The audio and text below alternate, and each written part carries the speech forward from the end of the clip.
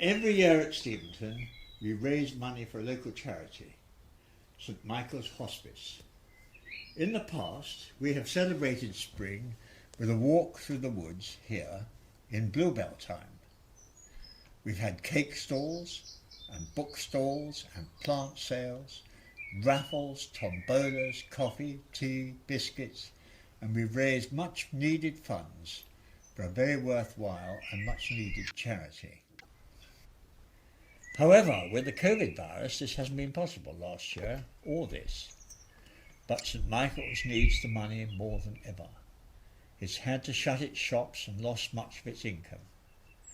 So this year we thought we would repeat last year's virtual Bluebell walk through Jane Austen's woods, but with a slightly different theme, starting with the first hint of spring and moving on from there. After a year of lockdown, we too are now hopefully in its spring and look forward to summer.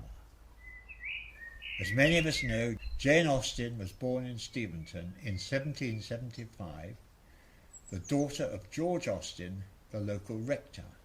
She lived at the rectory here for 26 of the 41 years of her life. The woods which we will now explore are the ancient ones where she would have walked, no doubt with other members of her family, including her famous sister Cassandra. They are close to the 12th century church where she and her family worshipped, and her father, the Reverend George Austen, would have preached.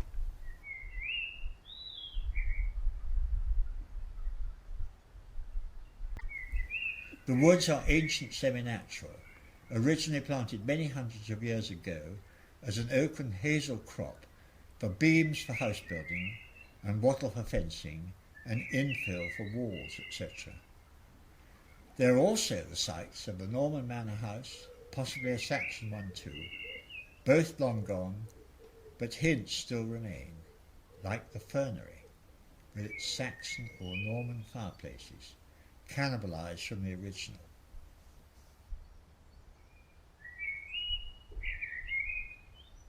The sunken grotto, always full of water from some unknown source. Here, it is said, the nymphs bathe on a warm summer's evening, when there's a full moon. They are very discreet, however, and unfortunately we still have never managed to photograph them. Soon after Christmas we see the first sign of life, with the beautiful yellow aconites in very early January, closely followed by the swathes of snowdrops.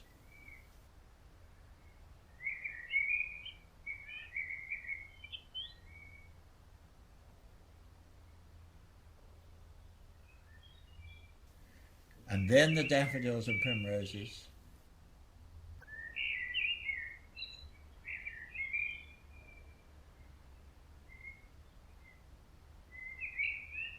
and before we know it, spring is here, with wood anemones, celandine and wild violets, and even the odd fungi like this pretty scarlet elf cap. The roe deer start to give birth in early April. They can of course delay their birth for a couple of weeks to suit the weather, as was the case this year.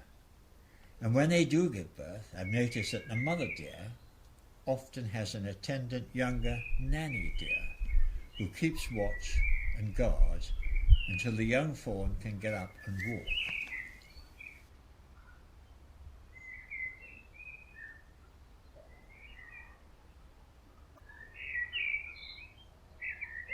The rooks and the crows have been cawing in the trees, but here come the deep croaking ravens.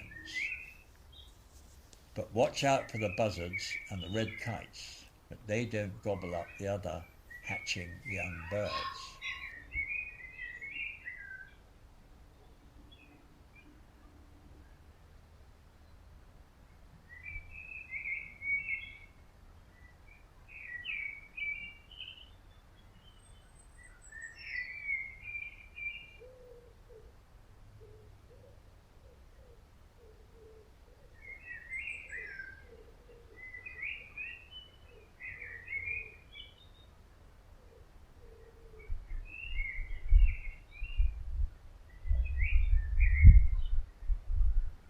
And now for the butterflies, all sorts, from brimstones, painted ladies, tortoiseshells, fritillaries, commas, gatekeepers, speckled woods, red and white ambrels, peacocks,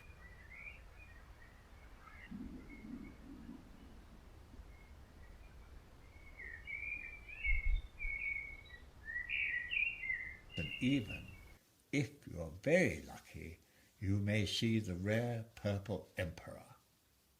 And later on you may see a hawk moth, elephant hawk, a hummingbird hawk, a privet hawk, perhaps attracted by the sweet-smelling Nicotiana. And of course the bluebells in their lovely profusion throughout the woods, like an impressionist painting.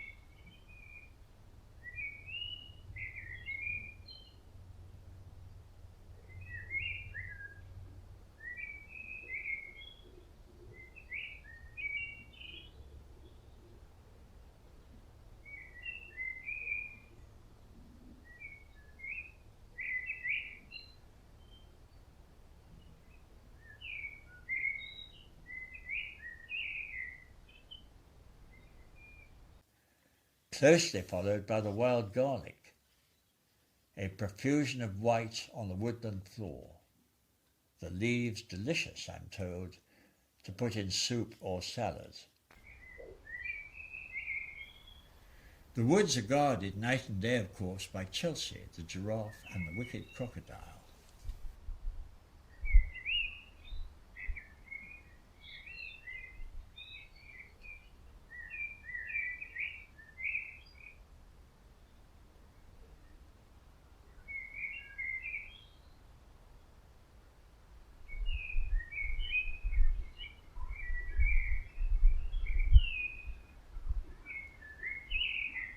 Well, I'd be grateful if you'd all please donate generously, because St Michael's does need the money desperately badly. All the details are set out down below.